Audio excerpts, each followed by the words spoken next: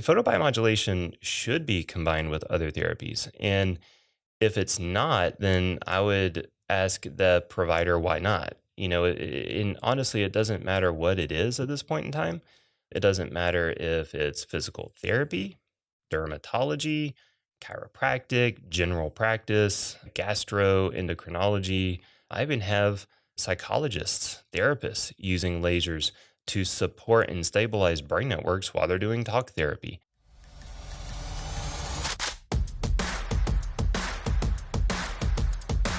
Welcome to the Longevity Formula with Dr. Brandon Crawford. Let's explore the new era of wellness. Hello, everyone. Welcome back to the Longevity Formula podcast. I'm your host, Dr. Brandon Crawford, and today is part 2 of our exploration regarding photobiomodulation, which is just a fancy term for laser and light therapy. If you go back and reference part 1, you'll get a lot of the nuts and bolts about what is this thing called photobiomodulation. Why should we be using laser and light therapy? Why should we consider it as a part of healthcare or just our general health and longevity journey, right? And so today we're going to take a little bit deeper dive. We're going to continue this journey along one of my most passionate topics that I love to talk about, right? So one question I often get is, what's a nanometer? And so when we're talking about nanometers, we're talking about wavelengths essentially, right? Because a nanometer is a distance, right? It's a unit of measurements that is used to measure the distance of a wave. Now, wavelengths are going to define several different things, but mainly it's going to determine the color of the light that we're using, right? So a longer wavelength is going to be more invisible, right? So the near infrared and longer wavelengths are invisible to our eyes. Red is shorter, and then violet is even shorter than that, right? So the length of the wave is going to determine essentially what color of light you're going to be using or having used on you. But then also the wavelength will also determine the depth of penetration of the primary, and again, I'll say the primary mechanism of action, right? So those primary effects, what I mean, these are the things that you really see in most of the literature. Things like how they excite certain receptors, these things called chromophores, their immediate effects on blood supply, things like this, right? So those are the primary effects. And so the wavelength, think of it, think of it this way.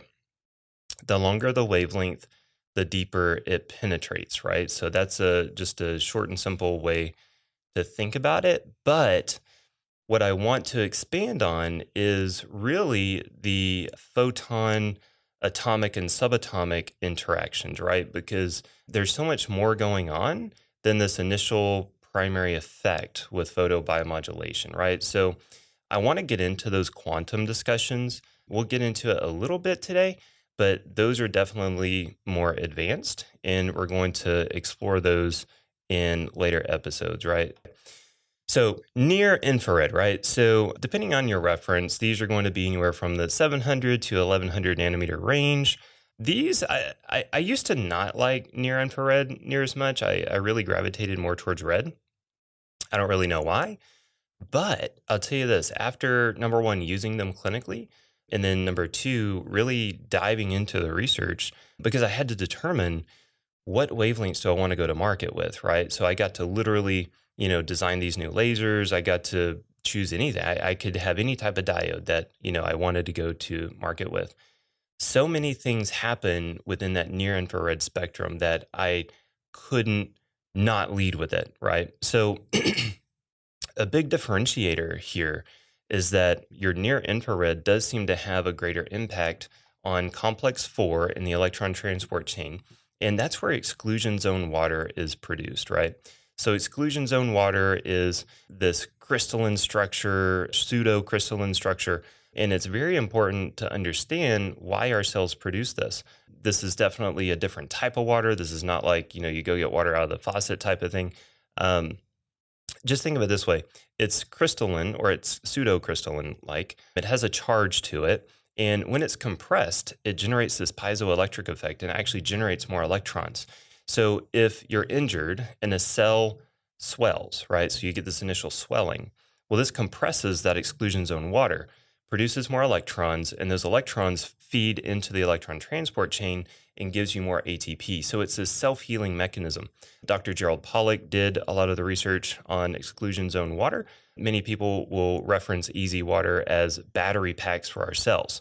So I love near infrared because of this.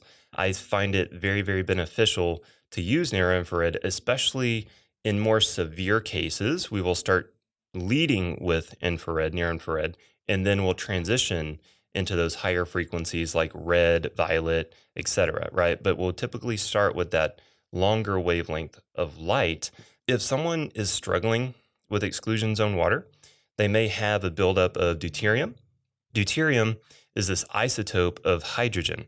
So let's think of it like this. So within the electron transport chain, what's happening are these electrons are shuttling between these different complexes. You have complexes 1, 2, 3, and 4, and then you have the last part of that process is ATP synthase. And as this is going on, as electrons are going through these complexes, hydrogen ions are also being transported across the membrane. And at the final stage, the hydrogen ion goes through ATP synthase. This is literally a rotary motor or a rotary pump. And so when hydrogen goes through ATP synthase, you actually get ATP produced. And ATP is the fuel for your cell. And so you're literally fueling up your cells so it can do whatever it needs to do, but better. And so hydrogen has 3 different isotopes. You have protium, you have deuterium, and you have tritium. Protium is really what we want. That's going to be a proton and no neutron. That fits through ATP synthase quite nicely. Helps you generate, nice ATP, no problem. Deuterium, you add a neutron, right? And this is going to double the size of this atom, right? And so now you get deuterium, it will not fit through that ATP synthase. So it plugs this rotary motor. There's certain areas that have naturally occurring high levels of deuterium, places like Australia and other places in the world. If you eat foods out of season, you can actually accumulate deuterium. If you're eating a lot of processed foods, you're actually getting an accumulation of deuterium. Your water supply can, be a bad source of deuterium, et cetera, right? So if someone has this accumulation of deuterium, we want to focus on complex 4 and helping the cell produce more exclusion zone water. That's the initial process. We can also do things like consuming deuterium depleted water and other things. That's a whole nother topic in and of itself. But that is an interesting topic if you're interested. There's connections between deuterium and cancers and deuterium and other types of diseases that have been very well researched. I also find people with more excited states think about a seizure disorder. The near infrared is where we absolutely want to start with things like a seizure disorder or maybe even a severe neuroautoimmunity. The reason behind that is because as you get a longer wavelength, the energy per photon measured in electron volts actually reduces, right? So longer wavelength, lower energy per photon. And that's important, especially in something like a seizure disorder or, like I said, a neuroautoimmunity, where you have this hyper excited state. Now, yes, you can have neuroautoimmunity and you can have a hypo excited state. That's true. So I'm talking about those people that those neurons are closer to threshold. If we start with a higher energy photon like red or violet, this seems to typically trigger more seizures. Historically, clinically, what we see is that it's still not going to be a pathological thing. We're still going to see reduction in seizures. We're going to see integration of networks. We're going to see progress, but we try to avoid seeing this transient uptick in seizure activity as best we can. We've really been able to navigate that with the use of these longer wavelengths, so near infrared. So, I'm definitely in love with these near infrared wavelengths. Again, I just did a lecture on this past weekend, talking about how we need to excite the electron into these more excited states. And I demonstrated, think of like a staircase. Well, what if we don't want that electron to go all the way up a stair? Well, what if we just want it to go, halfway up a stair? So the near infrared wavelengths are really good at gently nudging those electrons to get them into that more excited state. And we can talk more about that. Again, that's more of a quantum discussion. So I landed on 808 nanometers and 975 nanometers for various reasons to lead with. Obviously, we're going to have more, and I can talk about that more later. Now we have our red, right? Our red wavelengths, our red lasers, and this is typically defined as between 600 and 700 nanometers, again, referencing the distance of that wave. Now, red is special, right? So red, was one of the first lasers created, right? It was created with a ruby diode back in the 1960s. There's plenty of research on red, whether it's laser or LED or whatever, which, not to mention, there's tons of research on near infrared as well. I didn't mention that, but both of these wavelengths are extremely well supported in the literature. But when we start to use red, this starts to really target more of that ATP production. So with near infrared, the chromophore can even be argued that the exclusion zone water in and of itself can be a chromophore, right? A receptor for that light. And if I could just go back to that topic for just a little bit, because I didn't mention this, what can happen is you can get this micro, what do they call it? This tiny little micro environment, this temperature gradient within the exclusion zone water. You can get a tiny rise in temperature in the exclusion zone water. Now, what that does is that stimulates a different type of receptor, a transient potential receptor ion channel for short. And this can actually stimulate the cell in a whole different way, right? So again, that goes with the near infrared. With red, we're really mainly focusing on cytochrome C oxidase. This is an ion that is shuttling electrons to complex 4. And so this enzyme is very positively influenced by red light. You also get this improved cellular efficiency with producing ATP. And the interesting thing is I read one study where they actually took out some of these chromophores in the mitochondria, and the cell was still able to produce ATP more efficiently. So there's other mechanisms going on, not just cytochrome C oxidase, which is really interesting. But with red light, you really see this improved efficiency with producing ATP within the cell, which is important for any type of thing that you're trying to heal from.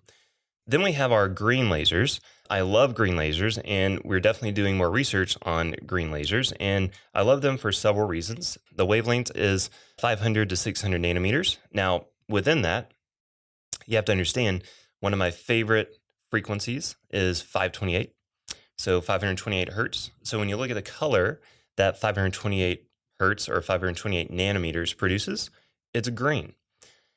I think this is important. 528 hertz is a well-documented frequency. Some people call it the frequency of love. Some people call it the frequency of miracles. But there's definitely this interaction with this frequency and our cell and our DNA. It causes some pretty amazing things to happen. Now, in general, you'll see in the research that green light poorly penetrates tissue. So you'll see that green light does not penetrate tissue very well. I would argue against that. And again, we'll see this better explained when we talk about the quantum interactions and the quantum components of how we really need to change this rhetoric in our consideration of photobiomodulation in general. But what I will say is if you turn to other studies, if you really look at outside of the health field, you'll see that people use green lasers because they do penetrate through water so effectively. And so my thought process here is that, well, we're mainly big bags of water.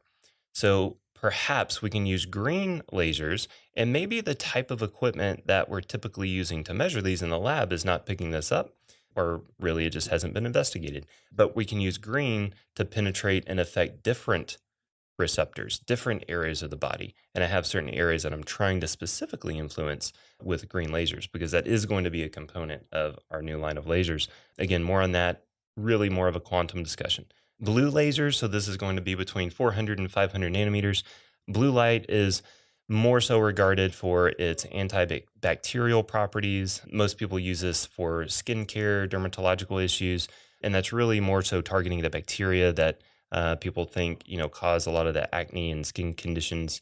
Again, pretty much documented that it does not have a very deep depth of penetration. I would argue different ways about that. And then we have our violet light, which is, around 380 to 450 nanometers. This is on the lower end of the visible light spectrum. Again, you're going to see that in literature, this is known to have a shallower depth of penetration. Again, documented for skin conditions, antibacterial, antiviral type of scenarios. I remember one study actually showed violet laser actually helped to kill the MRSA infections and various others. I actually remember a COVID study as well, where violet laser actually helped to eradicate a SARS virus. So violet can be, violet and blue can both be used for antimicrobial purposes, skin problems, that type of thing. I've also seen where violet therapy or violet light actually really helps with, I'm not saying, go out and treat your cancer with a violet laser. That's not what I'm saying. But what I am saying is that I have heard many stories of patients or other people, telling me that they used a violet laser for whatever cancer, right? One case we actually had, again, I don't treat cancer, but, cancer is something that is rather ubiquitous in our society at the moment. And this person actually had a type of cancer on their nose. He had tried various things, it was failing, and he asked if he could use a laser. And I said, well, again, gave him the full rundown, the full disclosure. I don't treat cancer and whatever. But he had a laser at his house, so he wanted to do this on his own. He talked to his doctor about it. They were fine with it. And so I had him alternating violet and red on his nose cancer, which is a type of skin cancer. And it actually very effectively resolved it. It was actually even honestly kind of surprising to me. So I know that, there's various stories out there. Even my own grandmother, had a type of very aggressive lymphoma. I had her under, lasers pretty much every day. And when we were doing that, it actually greatly, greatly improved so many different things. She was actually able to, dance and do all these things. I remember, which was not really thought possible. Whenever they found the cancer, I remember the phone call from the surgeon. Actually, he told me, hey, this isn't very good. It's spread through the pelvis, through the organs, through all these different things, and I was like, okay, what kind of timeline are you thinking? And he was thinking, a few months. Well, she lived, for a few years after that, and ultimately, died for, other reasons, COVID being one of those, where she was taken away from society, et cetera. But that's another soapbox that I can get on another time.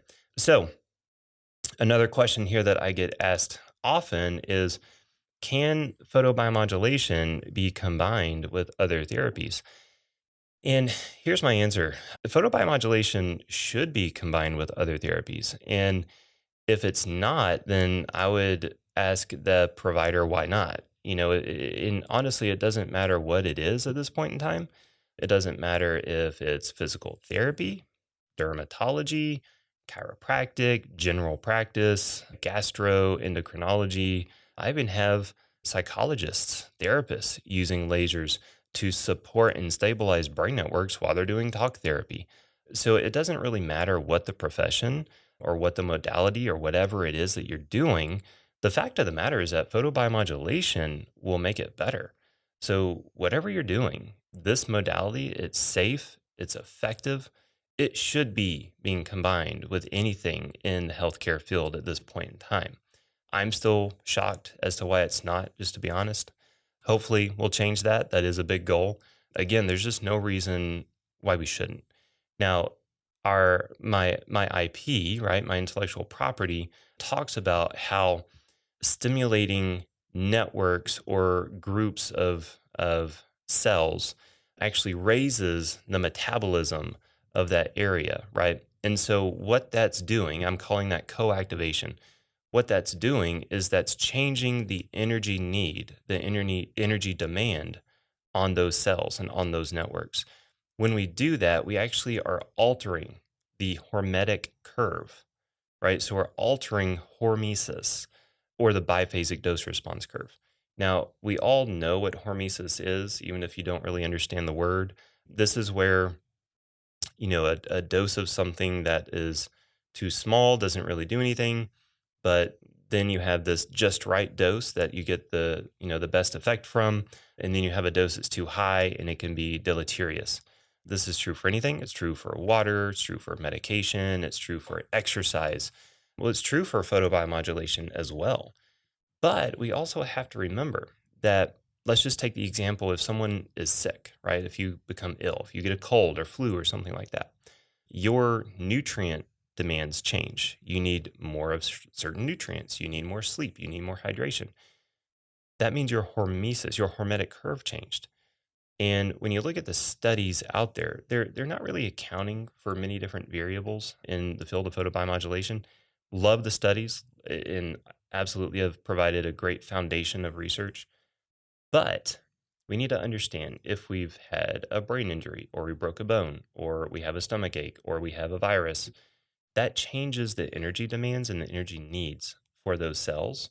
And the research is not accounting for that when people are standing at, the rooftop yelling that if you go over a certain dose, you're going to cause harm.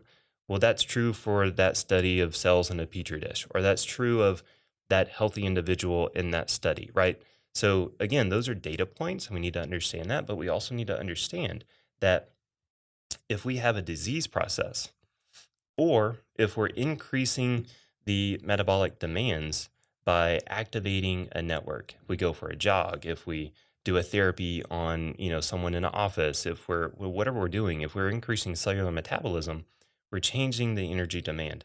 To put it more simply, if you get in your car and you turn it on and you don't just start throttling the gas, you'll use less gas than if you get in the car, you turn it on and you just floor it, right? Your engine is revving up and you're using more gas. Same thing for your cell, right? If I'm making it work harder, it's going to need more energy, more fuel. And so that's where that hormetic curve is going to be changed. So the answer is yes, we should absolutely be combining photobiomodulation with pretty much any and every modality and therapy out there. So again, if someone that's working with you isn't doing it, I mean, don't be a jerk about it, but maybe just ask them like, hey, have you considered this? Maybe share the podcast with them. Okay, so next, what is the difference between an LED light panel and a laser? So there's several different things that we can talk about in this regard. I always start with this comparison. And if you've ever listened to me talk about this topic, you know exactly what I'm going to say. If you compare a Kia to a Lamborghini, okay, they're both vehicles. They're both going to get you from point A to point B. True statement. But the Lamborghini is probably going to get you there a little more effectively, definitely faster. And that's how I think about LED versus laser, right? So LED being the Kia, laser being the Lamborghini. Now, that's a very simplistic way to think about it. But when we really get down to it, there's some science to consider in this as well. One of the factors is this concept of coherence, right? So lasers produce coherent light. Okay, so that means that these light waves are in phase, both in time and space. This allows that laser to be focused more into a beam, right? It can also allow it to travel further. So there's many different things to consider with coherence. The other thing is collimation. So lasers can be collimated. So that means these waves are coming more in parallel with one another. LEDs really produce a more chaotic type of light, right? So when you turn a laser on, all these waves are moving in time and space. They're in phase with one another. When you turn on an LED, it's like these photons are just scattering, right? So definitely a difference on how those work, right? Now, you may think, well, it doesn't matter. I'm still getting the photon. So that's true to a certain degree. And you'll see that even Hamblin, has done some research and has shown that, yeah, lasers and LEDs have, the same effect. Depends on what you're looking at. Because sure, they may have some of the same primary effects. But again, when we venture into this quantum discussion, there's a lot of things to consider. And some of these things are like the momentum of a photon, the spin of an electron. All of these things matter, right? So think of it this way. If my voice is a laser beam and I scream into the screen here. Yeah, I scream into the camera like, "How are you today?" Right? And I'm just screaming at you versus looking at you and saying, "Hi, how are you today?" Or very sullen and just kind of barely looking at you and saying, "How are you today?" Right? I said the same words. Those were all the same words, right? But there were three different perceptions. completely different perceptions, actually. And I would argue that there was different biological responses in you, the receiver, based on how I delivered those words. This is the same thing with laser and light therapy. So I know how to alter the laser beam to produce the type of biological responses that we want. And that's the same as me yelling at you or speaking real soft to you, but still saying the same words, right? So, yes, you're still getting words delivered, and there's meaning to that. But I can change the perception with how I deliver those words. Same thing with laser physics, right? Okay, monochronicity, that's another consideration. So with LEDs, you're going to have a broader variance. So if you have an LED and it quotes 630 nanometers, okay, well we have to understand with LED, there's going to be at least a plus or minus 20 nanometer variance, at least, okay? So that 630, it could be anywhere from 630 to 650. It could be 630 to 610, right? So you really have the 610 to 650 range. And that's going to vary based on the temperature mainly. And again, that's kind of at a minimum. There's LEDs that it's going to vary even more. Lasers, typically on average, you're going to have about a plus or minus 5 nanometer variance.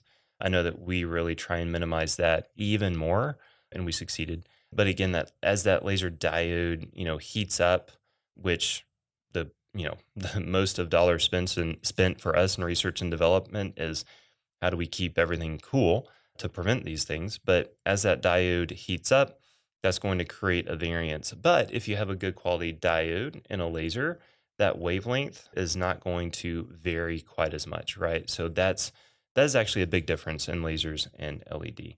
And you have intensity, which is really just a summation of kind of everything that we kind of talked about, where lasers can tend to be more intense versus LED panels. There's different use categories, right? You're sitting here listening to me talk, and you may think that I don't like LED panels. I do. I love laying under my LED panel at home. I do it, 3, 4, 5 times a week. But when I want a very specific effect, for example, if I want to induce a brainwave, a beta brainwave, I need to function, I need to be more active, I need to do whatever. I'm not going to go for the LED panel. I'm going to use a laser. I'm going to use it on my brain. I'm going to use it very specifically with a very specific frequency, etc. Right? So if I have a specific goal that I want to achieve, I'm reaching for a laser. Again, you can tailor this in so many different ways. If I want to stimulate an acupuncture point, if I have a broken bone, if I something like that, I'm wanting to be as specific as possible. I tend to use LED panel more for health and longevity.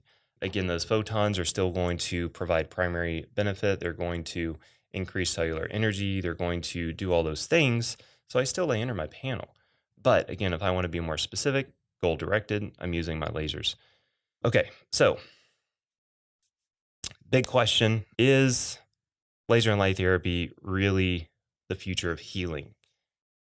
And I think that it would be hard to say no to this, even if you're outside of the field, right? If you're not familiar with lasers, with photobiomodulation, if you really understand what's going on here, I think it would be honestly kind of foolish to think that lasers are not the future of healthcare.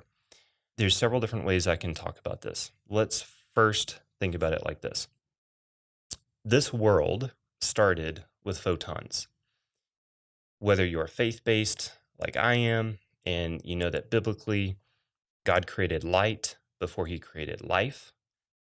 If you're not, faith led and you think, okay, well, this all started from a big bang, well, light still preceded life in that regards as well. There is no one in the scientific field that would argue with me when I say life cannot exist without light. It is a true statement. It's so true, actually, that our own body produces biophotons. So we have the potential within us to actually produce photons of light. And you see this, you can measure this. You can measure it coming out of the heart. You can measure it in our brainwave activity. You can measure it in so many different regards, okay? These photons, they're quanta of energy, and they're driving so many different aspects, not just of healing, but of life in general. Photons are exciting electrons to new orbits, new levels. They're exciting things. They're taking your subatomic particles and creating a different frequency, a different vibration, whatever you want to call it. But it's actually allowing for life to be expressed is ultimately what's going on. Okay. Now, we at 528 Innovations, we understand this. And again, this is more of a quantum discussion. This is really talking about the physics of life because, yes, I'm a bunch of cells sitting here talking to you and whatnot, but at even a smaller level, I'm really just a bunch of atoms buzzing around. And then if you go beyond that, well, we're really just a big cloud of electrons, right? And we know from research, we know from early experiments like the double slit experiment and things like this, we know that photons prefer to interact with electrons. We know that we can have a huge impact on cellular energy. We know we can have a huge impact on so many different things by using laser and light therapy. These are things that we're leveraging in 528 Innovations. Okay. We have found that if we alter a laser beam in a certain way, we can actually have a higher powered laser, but we can still have a lower safety class. Again, it goes down to how are you delivering the words, right? So we can alter this beam so that we can produce more photons. We can actually deliver more photons, but we can still have a 3R safety rating, which is quite exciting when you're talking about, you know, a power that should be a class 4 laser, right? So class 4 typically is described as 500 nanometers, 500 milliwatts or higher, but that's not true because really safety class in a laser is defined by how many photons fit through a 7 millimeter aperture from 100 millimeters distance away. So if you can manipulate that laser beam to be within such parameters that it can be a class 3R or a class 2 or whatever, then that's really the safety class. And it's a 7 millimeter aperture because it's based on the eye. So it's based on a pupil, basically, how many photons are going to stimulate the retina. So what we're doing is we're using this technology.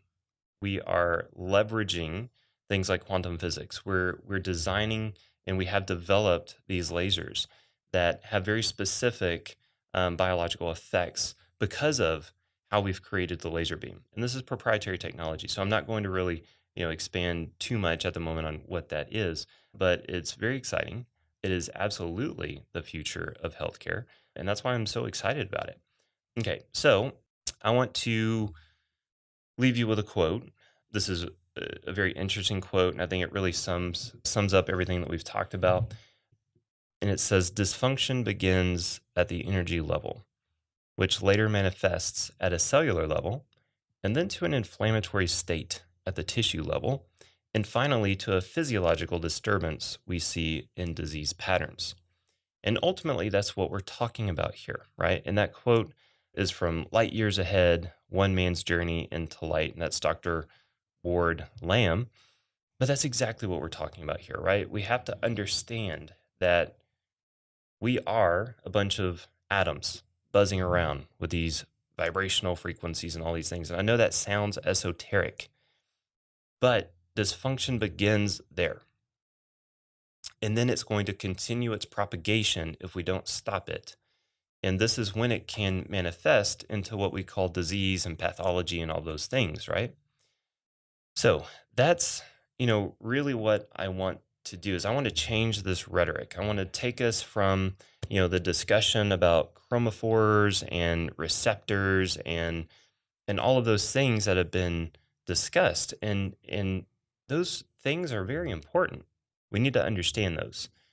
But we need to understand that this concept of photobiomodulation, it's too big to be confined in this box and be dependent upon only what receptors or chromophores that we can define and attach to it.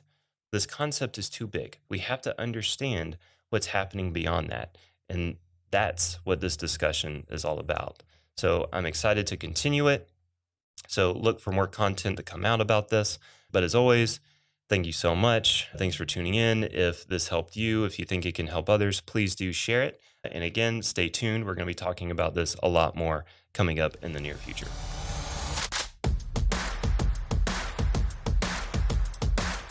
We hope today's episode has inspired you to take that next step toward your best self. Remember, the path to longevity is paved with small, daily decisions. Your journey is unique, and every step, every choice, brings you closer to your ultimate vision of a healthier, happier life. For more insights, tips, and resources, visit drbrandоncrawford.com.